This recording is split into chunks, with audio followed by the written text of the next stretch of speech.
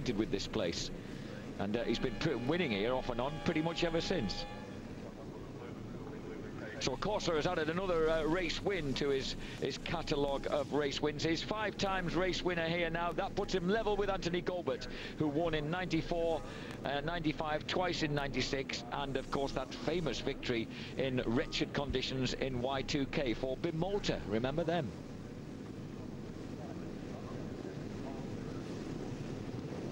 Race 2, 22 laps after we've had the warm-up lap.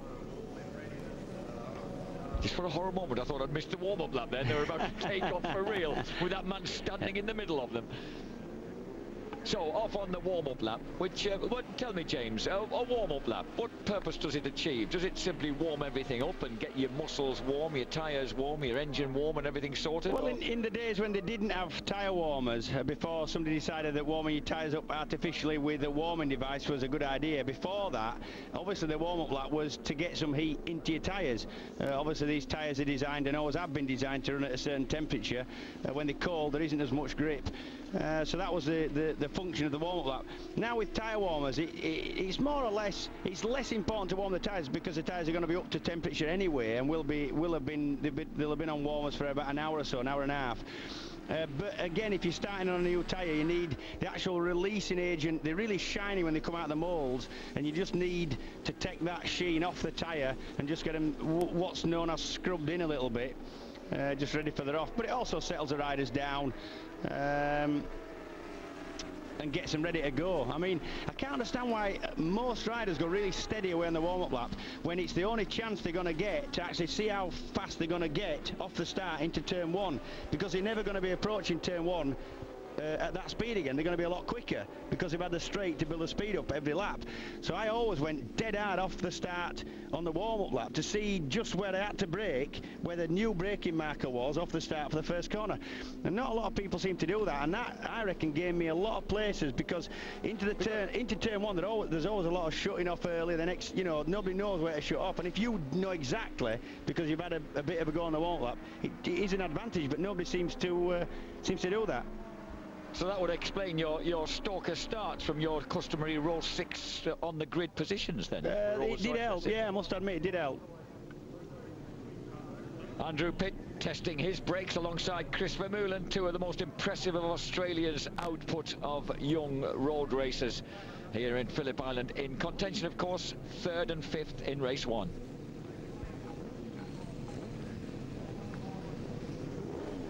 The lineup then for the second race here, 22 laps ahead of us. Who's going to come out on top this time? That is Pitt. Alongside him is Carl Muggeridge.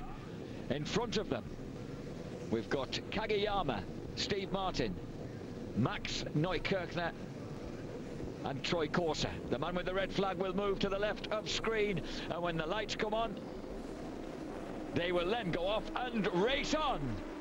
And this time a better start for Steve Martin. He doesn't get dragged quite so far back in the pack. And can anybody beat... Oh, look at Norik Abe. I was so busy watching him, I didn't see who was at the front. He slung that Yamaha through on the inside. And I was looking to see if anybody could beat... looks like Corser at the front. They couldn't. He's there. Corser, Pitt, Kageyama. So Troy Corser has put himself just where his opposition didn't really want him to be. But again, the Foggy Patronuses have made a very decent getaway. They have. And holding a tight line there through turn 3. That was Norik Abe having a big moment there. And Yukio Kageyama's made a real mess of the first 3 turns and has got himself rather scuppered into the pack, and that's let Troy Corser off the hook a bit. Kageyama's moved back into the pack, not where he wanted to be. 2 of the tail enders making their way back onto the track from a big grass excursion there. Don't know quite what happened at Honda Hairpin. So Corser, Pitt, Neukirchner, Laconi, Abe, Kageyama, Martin, Vermeulen, Tosland making a more respectable start up in the top 10 for Xerox Ducati. And that's a much better start for Laconi. And Toseland. Toseland has got a decent start. He's in 9th place. Does this mean that that crossed finger and they said, oh, look at those boys leaning on one another through turn 11. Every place being fought for here. And this is James Toseland's 100th World Superbike outing. That's his teammate Laconi. He's in 3rd place. Second. He might be second, I beg your pardon. He's ahead now of Andrew Pitt. Laconi through to 2nd place. There is Toseland in the midst of that scrapping feud that went past us just then. Teammate Laconi moves through into 2nd. Can he do anything about Troy Corser ahead of him? Corser leads. Laconi 2nd. Pitt in 3rd place. Behind them, Kageyama might. I don't think that. Is Kageyama moved through already? No, I don't think. Yes, he has. Kageyama, Neukirchner, Abe, Vermeulen, Martin and Toseland. Regis Laconi, that's an impressive start, considering he looked a bit laboured in the first race. Although he made an impressive push early on in race 1, James, and then it all went. Yeah, then it just evaporated as soon as it had come.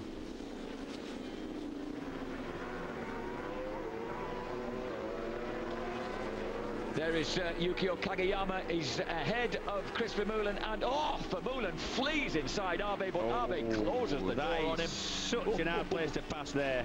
Wow. And just behind those two, James Toseland, right behind them, watching the antics ahead of him.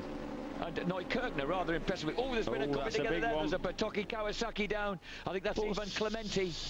Is that Clementi? And one of the Yamaha by the look of it. It's Clementi on the left. They can identify the same one as us, but the one that's been crucified and has no apparent number plate on it is gone. Troy Corser, double race winner, 1999. Could he be repeating that dose again in 2005? He completes his 2nd lap on the Alstara Corona Suzuki. Behind him, Xerox Ducati's Regis Laconi, followed by Yamaha Italia's Andrew Pitt. And behind them, the battle on between Neukirchner and Kageyama. So the Claffey Honda of Neukirchner putting in an impressive early performance here. Yeah, the other crasher was Viziello, I think, who'd crashed with Clementi. And here is Troy Corser dipping into the right-hander at Honda corner. He's already in the lead, set the fastest lap.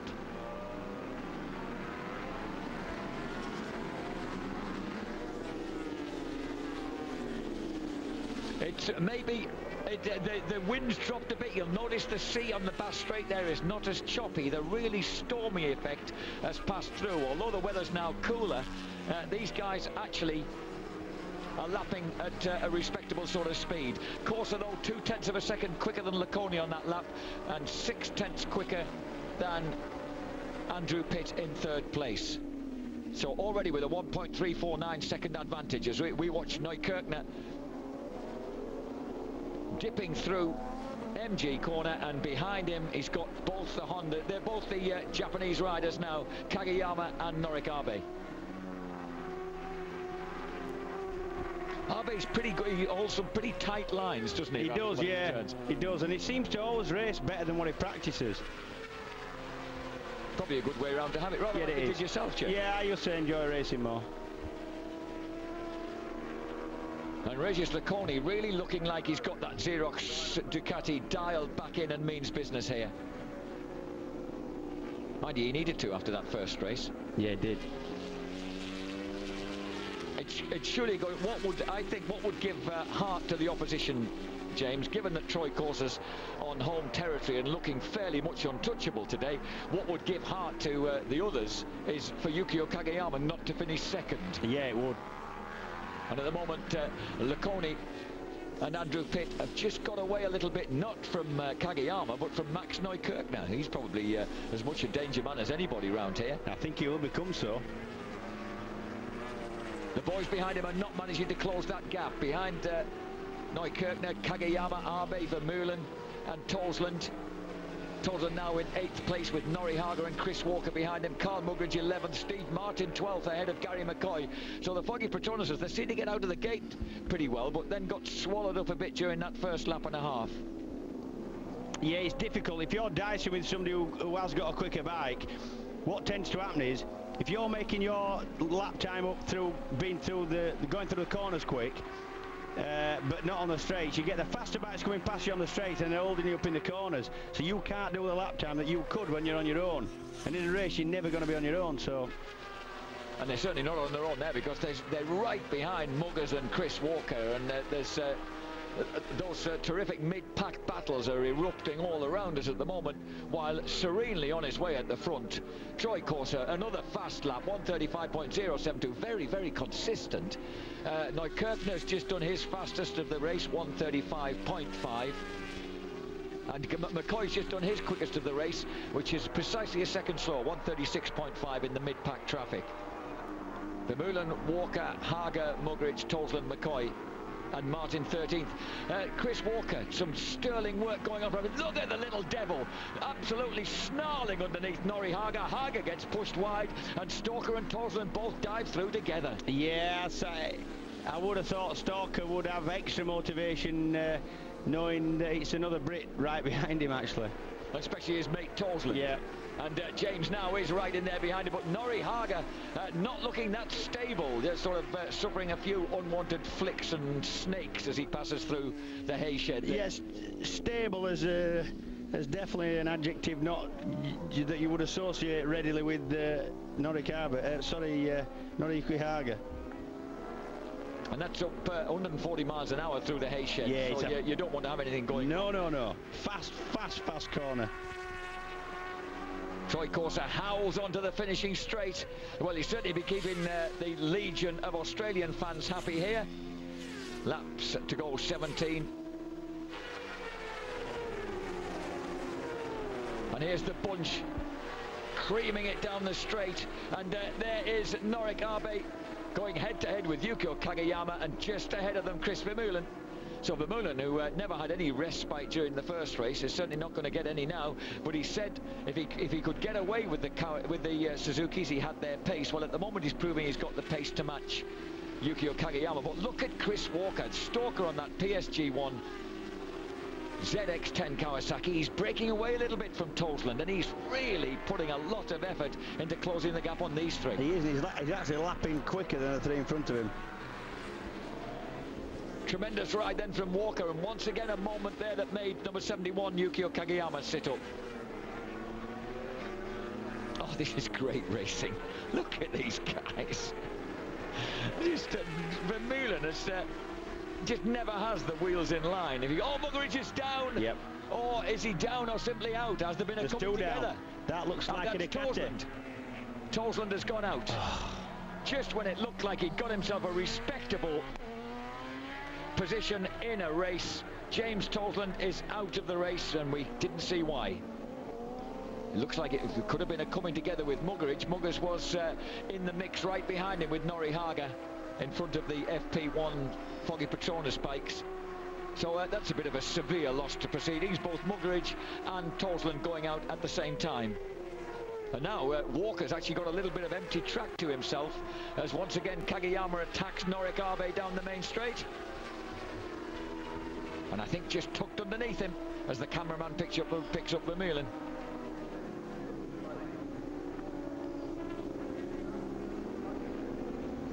Chris Vermeulen working that Honda so hard round here. And Stalker ahead of McCoy and Martin. Walker at the moment 9.8 seconds behind the race leader, but therefore only 6 seconds behind Regis Laconia in second place. Yeah, and Corser's taking half a second a lap out of everybody, and more. He's dipping into the 134s. Oh dear. Doesn't he look comfortable when he's riding in shape like this? It really does. Corser then up and over Lukey Heights.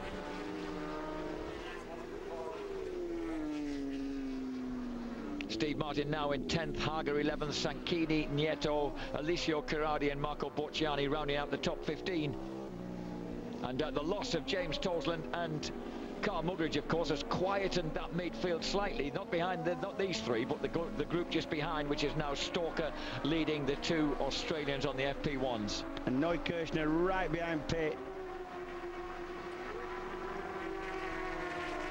So Andrew Pitt on on the Team Italia R1 has a Honda for company. And this is one of the Yamaha, and now Honda is already through. As they went past us, he nailed it down, just pulled out of the draft, outbraked pit into the first turn. Comfortable as you like. Max Neukirchner, well, he's looking for his first podium after his first race ride. Who could deny it him, really? Muggers not looking very happy about things at all. It's always great, he says, to be racing in front of your family and friends on home territory. Not a sort of thing that Australians only get the chance once a year, don't they?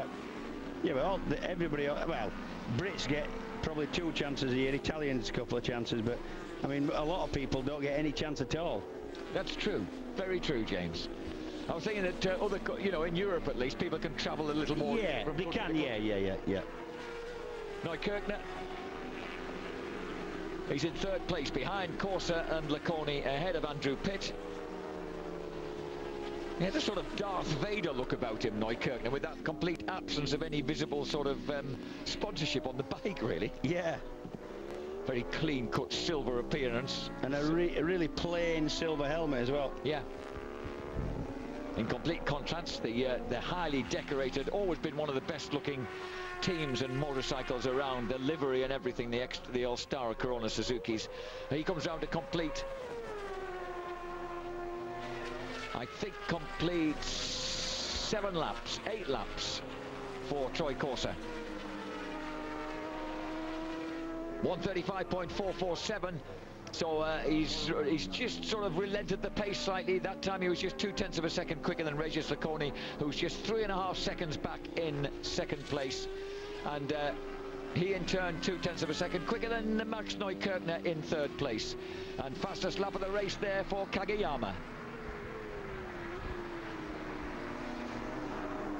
Yukio Kageyama in 6th place, 1:35.7. Just a little quicker than those around him as he tries to get the better of Vermeulen and Abe. And he's actually the Suzuki filling at the moment in that sandwich. And the Xerox Ducati working so hard. This man, Regis Lacconi, using every inch of track. And he probably knows that Neukirchner is in pursuit. And Neukirchner is lapping, well, he was actually just that couple of tenths slower on the previous lap.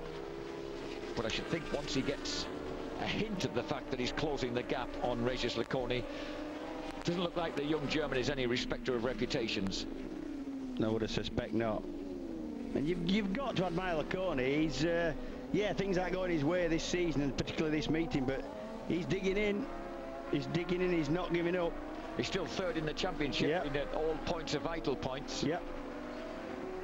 Chris Vermeulen leads this howling trio round onto the main straight on the Tenkate Honda. And behind him, Kageyama and Norik Abe. Beautiful sight as they head out apparently into the ocean over the crest and drop down into Douans, the first turn here at Phillip Island. And I just wonder if they're beginning to close the gap slightly on the guys in front of them. And would you believe, fastest laps of the race so far for Vermeulen, for Kageyama, Abe and Stalker. All of them right there in the mid-35s. Yeah, it sounds a bit confusing, that, Jack. It's their quickest lap of the race. Sorry, I meant the quickest lap of their race. I thought I'd said that next. Corsa already has put his dip to the 34s. Indeed, but these guys, what they're doing is their pace is just carrying them towards Neukirchner and Pitt a little at the moment. Yep. And of course Vermeulen, he'll be, he was obviously a bit dismayed at how he'd had to fight so hard for 3rd place and come for so long from so far back, and he knows he's having to do that all over again this time around. And he's got company. Yeah, it's going to be another one that he's going to have to work for. There are certain simple crash helmets, and that one of Yukio Kageyama's is a brilliant example. It is. They just look great on screen. Yeah, it reminds me of a Ford GT40. You know, the 2 whites. Yes. Was it British American Racing, the original colours? Something like that. Yeah. And he's got a very, very wide line through into turn 12. They go onto the straight as race leader Troy Corsa drops off it and into turn 1. So Troy-san, as he's kindly referred to by Yukio Kageyama, the danger man before this event, proving very much to be the danger man during the course of it. Comes out of the southern loop. That is such a dramatic 140-mile-an-hour dive downhill. I can't imagine what it felt like for Frankie Killy when he came off going down there. Well, don't ask Carl, because when he fell off going down there, he didn't remember anything about it. Actually, I could ask James Tolson, because James was just behind Killy when Killy went down going down there. And Tolson, we don't know what the story was there between him and Muggers, but the two of them seem to have had some coming together rather than going down separately. And just after Siberia, where James Tolson has bitten the deck before now. I've got to say, though, at the time, Muggeridge was behind Toseland, and when you looked at the sort of body language and face of Muggeridge afterwards, he had a guilty look about him to me. Did he? Admit. Yeah, he did actually. You read guilt into that look? Yeah, okay. A little bit. Might be just me. Okay, we'll have to find out afterwards. By the usual diplomatic means that we operate with, the usually diplomatic means that we engage for these moments. And there is James Toseland, sadly second-hand looking Ducati motocrosser being brought back by a marshal to the pit garage. Don't look that bad. It doesn't look that bad, does it? I was thinking that would have been one of the marshal's highlights of his life. He can tell his pals about that in the pub tonight. Yep. Surprised he's not ripping into it with his little 10mm spanner, getting some souvenirs off it.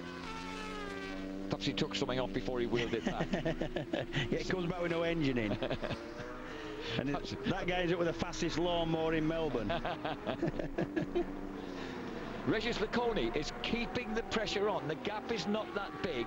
And also Neukirchner, pit, being closed down ever so gradually now. Interesting to see lap times. 35.6 Corsa, 35.5 Laconi, 35.8 Neukirchner, 35.9 Pitt, 35.6 for both Vermeulen and Kageyama and Norikabe. But look at that. McCoy has just on the FP1 has just put his fastest lap of the race in at a 35.7, and that's virtually on a par with about, well, it's actually quicker than Pitt.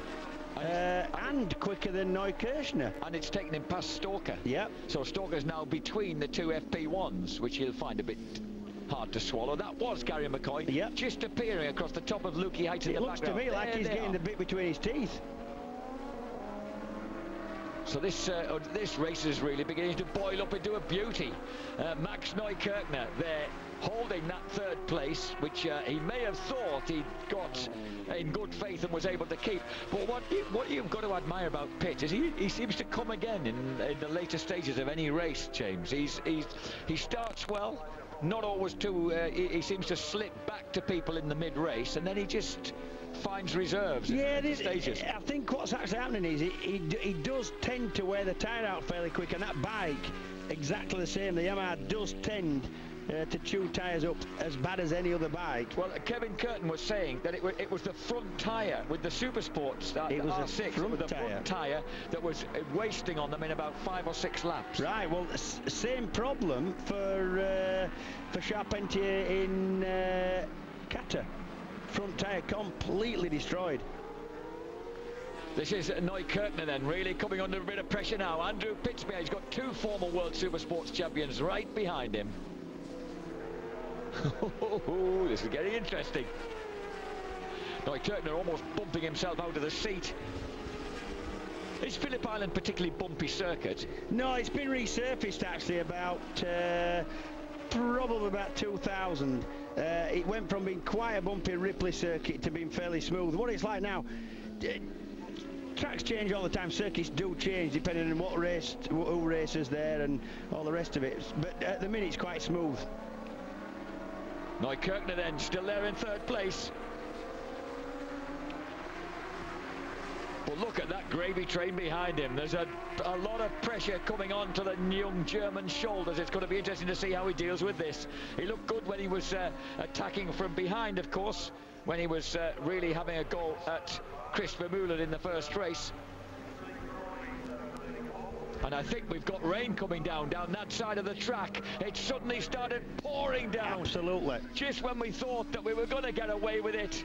after all the changes of weather that we've had from that heavy rain this morning. The red flag is out. And here it comes. That's down the far end of the circuit. Wow. So as if the wild wind wasn't enough. Oh, is that pity down? It is.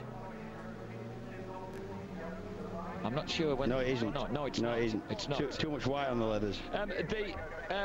If someone does slip off at this stage, is he allowed to restart if there's a restart? Yes, I believe he is, because we'll go back a lap. There's 9 laps remaining. Are we in for another sprint? 9 laps remaining off 22. Have we 22. done over a third? We have. Over two thirds. No, if we've done over a third. Oh, that's. It could have. It could have been pit. I thought that if you do 2/3 distance, it can be a result. But if it's between, it is pit, isn't it? It looks like, Andrew, yes. Yeah. And that's the wet, and he looks sore. And he was already sore as well. That is so unlucky, because, you know, it's easy done. You're on a dry part of the circuit, there's plenty of grip. And the man with most to lose, in a sense, is the championship leader, Troy Corser, because he presently has a 3.99 second lead to defend in this, 3.998 second lead to defend in this race. That's as close to 4 seconds as it could possibly be. And just see Andrew Pitt's bike just sliding and snaking away from the line. These bikes have over 200 horsepower on a bike weighing 162 kilos. That power to weight is like nothing you've ever felt before. These bikes have a lot of power, and in these conditions all they're trying to do is throw you off at every corner to the nearest marshal's post. That's exactly what they're trying to do. I mean, I had some good results in the wet, but you never look forward to riding in the wet, because it can go wrong so easy. One little lapse in concentration, you touch a white line, the paint's dead slippy. Any oil you can't see, it's just a real sort of minefield in the wet. And what you get is some riders do go well, and some riders don't. I think we're going to see some heroes now. I really do think that Arger's going to stick his neck out a little bit. Well, he certainly knows from this morning's wet warm-up that he was fast. He was. Incidentally, I was mentioning other people who were reasonably quick. Oh, dear. They're all out of the seat. They're all out of the seat, and this is a warm-up lap. This is going to be dead slippy. That was Pitt, who just got it sliding. Other people who were quick, by the way. Jambert, Bostrom was 8th quickest. Yep. Walker was 9th quickest. Corser was down in 10th place. Yeah, Walker's always been fairly quick in the wet. He's quite a brave lad, which means he'll take the bull by the horns and have a bit of a go. And also his off-road experience has got to count for something. If you ever see Cross on a motocross bike, he's really loose. So things just moving around under him. And someone's off already. Oh, dear Lord. Oh, and that's Lanzi. Lanzi has found himself unable to stop for the hay shed, which I suppose is better to do it during his warm-up lap than later on. Wow, that'll be Bostrom. And it's actually brightening up, Jack. If you look out the window now, anything could happen here. Because what you're concerned about is how quickly that tarmac's going to dry. It's going to dry. It's going to dry for sure.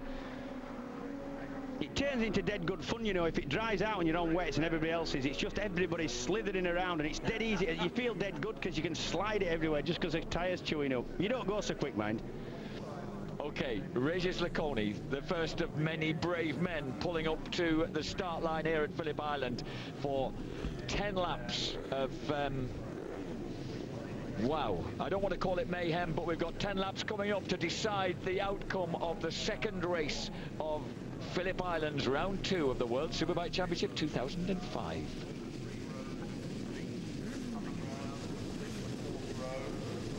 On pole position, Troy Corser, not Yukio Kageyama this time.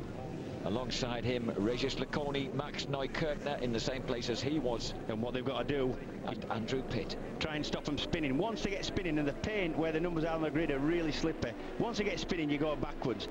And Pitt spun. See, Pitt's just spun away from the line and went backwards. And he disappeared into the pack then. His usual fast start didn't materialise. Looks like Kageyama at the front. And Neukirchner, I think.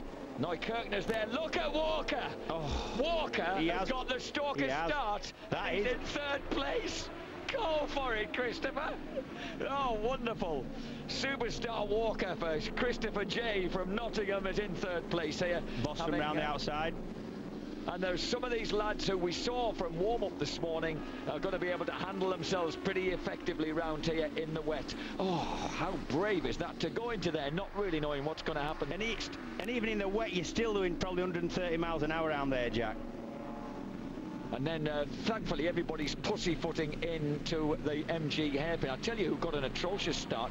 Regis Laconi. I don't know where Troy Corser is, but Laconi's made a pretty bum steer start and is buried in the pack a bit. Yep. Oh, Walker right round the outside of Kirshner there. Right round the outside of him. So that would surely be a question of superior experience. Look at that. One of the Foggy Petronas is up to 4th, and they didn't make that good a start. And there's Bostrom making his way through. No, that's Fonzio Nieto. Oh, he's gone down. I think that was McCoy. Yeah, that's McCoy for sure. Gary, he'd made such a good start. And that might have been after Pitt. That's Pitt again. Oh, he's got to be hurting. Oh, pity. Perhaps that's the best way to get. Oh no, but McCoy will be so disgusted with himself. He'd come through to 4th place from a very moderate start that easily. It's time for Pitt to just pack it in this weekend and go home. Yeah, Andrew Yaga certainly isn't, and he crashes out.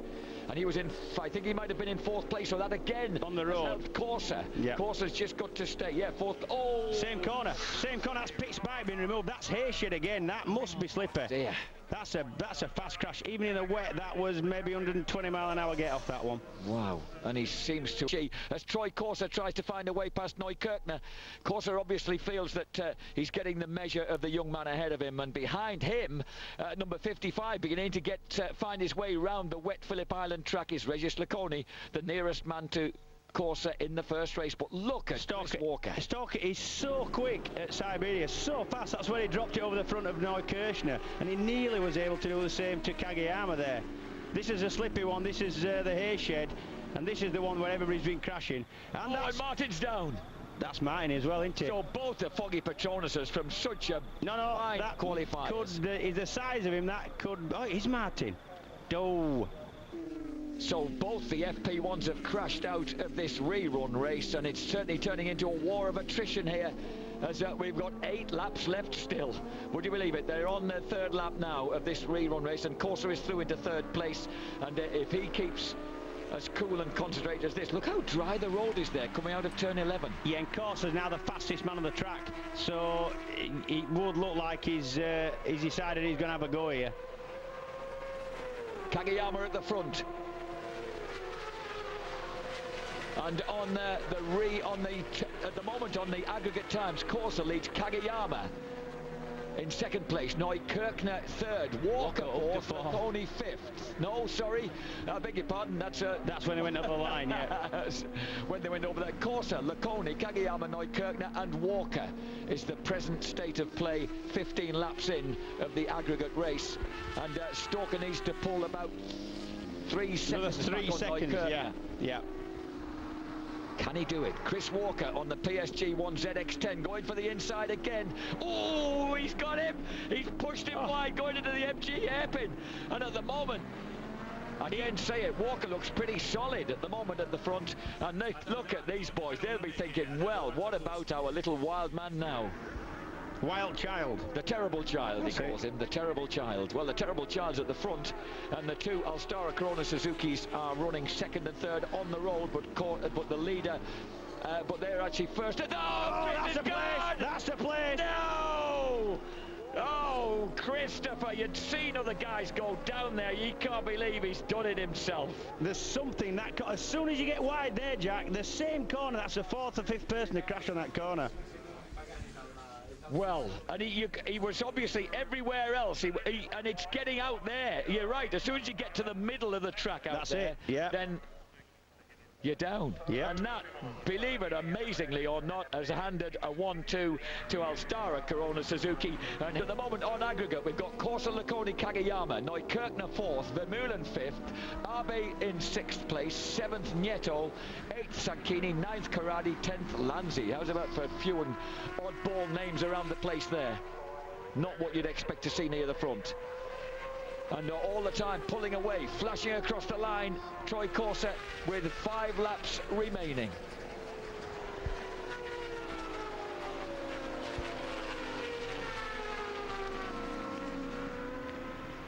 Troy Troy Corser in the lead. He now has a 10.3 second advantage over Kageyama. Kageyama has moved second on aggregate, ahead of Regis Laconi.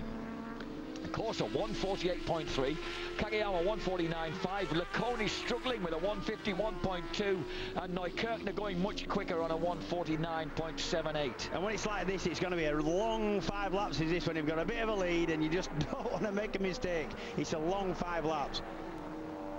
And here's the battle going on behind. There is number 55, Regis Laconi, but he's now back into the jaws of Giovanni Busset and Chris Vermeulen. Vermeulen's he may be riding very cautiously here, but he's obviously concerned about not putting a foot wrong and getting some points out of this. Yep. In these conditions, when it's as slippy as it obviously is, you cannot put one foot wrong. You can't touch a white line. You've got to keep away from the places you know are slippy, because you've seen people get off there, and you've just got to, there's so much information that you've got to take in and use. It's you get, although it's not as physical, you're more tired after a race like this because you've concentrated so hard for so long and known you can't make a mistake. It is quite demanding. Oh, there is number 55, Regis Laconi's down. He's gone off at the top of Luki Heights. And he ain't starting that again. Luki Heights, and Nadex Tardozzi was looking anxious, wasn't he, before that ever happened? He can't start it. The bike won't start. They've got a cutout. They've got a cutout device. So why do you try? Is that because the adrenaline's flowing so hard and you desperately want... Oh, here he goes, look. Oh, that looked awful. Oh, bless him, he nearly hung on to it. He did hang on to it. That was brave. That was real Bronco style. Let go of that bike. You're just asking to get you... When you know you're not going to actually get back on it, get away from it, because you're just begging to have... And he's gone. Troy Corser holding that lead, and it looks reasonably comfortable at the moment. Kageyama just staying there with him, knowing that he's been towed through into second place overall, which is going to do his championship chances plenty of good as well. Look at him, he's smoking the rear tyre now, Kageyama, as he comes out of turn 12 onto the finishing straight. He's got 3 laps to go. 3 laps for those tyres to survive. And not to put a foot wrong. Like you say, James, it must be very difficult not to ride more tense under these conditions. Yeah, it is unbelievably difficult to relax, but that is exactly what you've got to do. But it's just the fact that you know that one little false move mistake, braking at the wrong time, hitting the wrong piece of tarmac, running over a white line, can end in complete disaster. And there's no way back a lot of times in the wet. And Kageyama's just gone pretty much straight under Corser, and he's waving at him now. I think there's some kind of thing going on here, but all Corser has to do, to be honest, is just follow him home. No problem at all. Well, I've suffered a seizure of my timing page, so I'm looking at what you've got on screen now, with Vermeulen for Nieto Carradi, Abe now down to 7th, Busset up to 8th. He's moved up 2 places in the last lap. So Giovanni Busset, who, remember, moved through at the A1 ring on a wild card ride for Alpha Technic in 1999. He moved past Troy Corser, Aaron Slight and Carl Fogarty. He held second place behind Frankie Keeley as they went into the last lap, and then had the bike run out of juice. Yeah. He was actually classified 6th, but it certainly proved that he could ride in damp conditions. That was the year he finished 6th in the German Pro Superbike Championship. This is number 71. Yukio Kageyama, and all that in the background you can glimpse that boy Neukirchner. Yeah, he's gone nowhere. And unfortunately, because our timing page has suffered a seizure, I can't tell you what the lap times are going on. Look at that boy Kageyama, he's having fun. He's crucifying that tyre. Perhaps he thinks he could win this. If he could open up enough of a gap, it could happen. I know it's unlikely, but if he were to just tear away and open up more than 10 seconds, he'd win the race on aggregate. Well, he's actually pulled about 3 or 4 seconds that lap. I reckon, all those timing screens gone, I reckon he's probably got 7 seconds to go there. Well, he ain't going to do that in a lap, is he? You'd have said. That's true. What did I say? 7 seconds, timing screen back on. He needs 7 seconds. He ain't going to do it in a lap. But he looks like he's having fun having a go. Look at this. Yeah, that's great good, riding by Yukio Kageyama.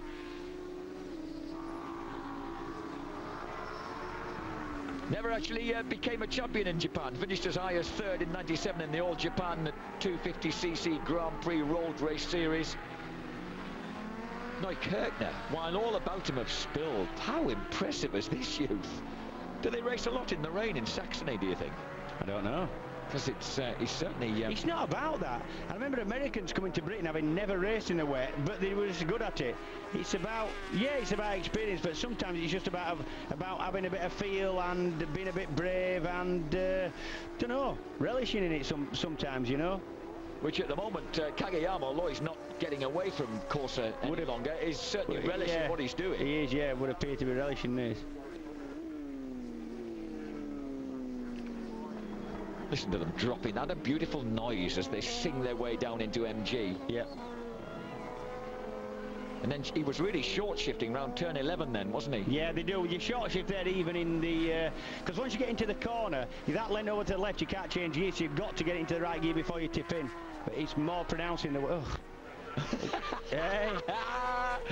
And Yukio Kageyama, he may not be winning the race overall, but he's having fun at the front. He takes an apparent race victory, but it's Troy Corser who's won the overall and the double.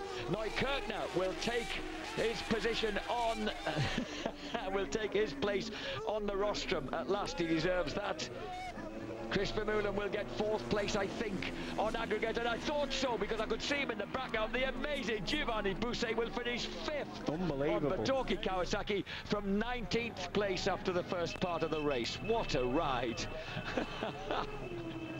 Oh dear me, so everything going off here, and Yukio Kageyama wanted to at least get the checkered flag first, even if it didn't mean he'd won the race on aggregate, just to enjoy the experience.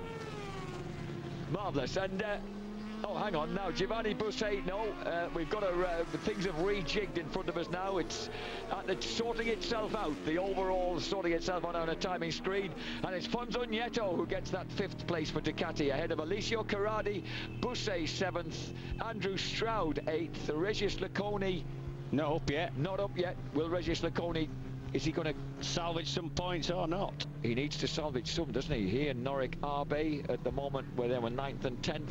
Yeah, they're coming up now. Confirmations coming up. In fact, I don't know what's happened here, because Giovanni Busset seems to have been relegated off the screen that we've got up on television here. Corsa Kageyama, Neukirchner, yeah, take the rostrum places. That's jammed again. We've got to go off the one that's... So it looks like my excitement over Giovanni Busset's meteoric experience might have to be slightly mollified. Now, there we are. Corsa, 3 wins, 91 points. Kageyama, 1 win, 85 points, 2nd. And look at the gap they've opened up. Laconi, 54 points. Vermeulen, perhaps the danger man after all, 50. Neukirchner in 5th place with 37, ahead of Norik Arbe, Andrew Pitt and James Tosland, 22 points. Now has a huge amount of work to do. Andrew Pitt will be bitterly disappointed because he must have been up for a decent haul of points here on his home territory in Australia. What a great ride then by Yukio Kageyama. He takes apparent victory, 2nd overall to double winner Troy Corser.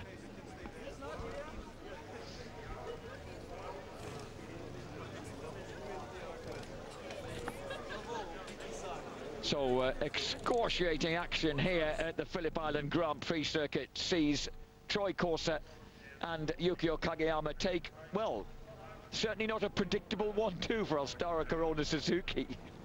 And Troy Corser, however, can pick up an Australian flag once again, because he has become double race winner for the 2nd time. The first guy to do the double twice at Phillip Island, and that makes him the winner of the most races here in World Superbike history. And with 6 victories against Anthony Gilbert's 5. And Kageyama, there must be so much fun having a guy like this in your team. Yeah, I think he has a ball all the time. He's generally well liked everywhere, he's Kageyama. Well, he should be. There's a good Blake. Neukirchner, the kid done good. It's been a good meeting for them. So Claffey Honda becoming at the moment the Hondas to be dealt with, aren't they, in this competition?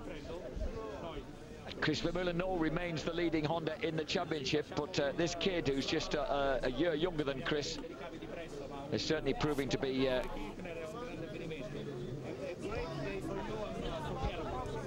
I was just trying to hear what Max had to say there, but he hadn't got his helmet off to answer our excitable Italian correspondent. The one who tells me, no, it's Regis Laconi. And I've said, I'm sorry, mate, I can't pronounce it like that. I'm too used to pronouncing it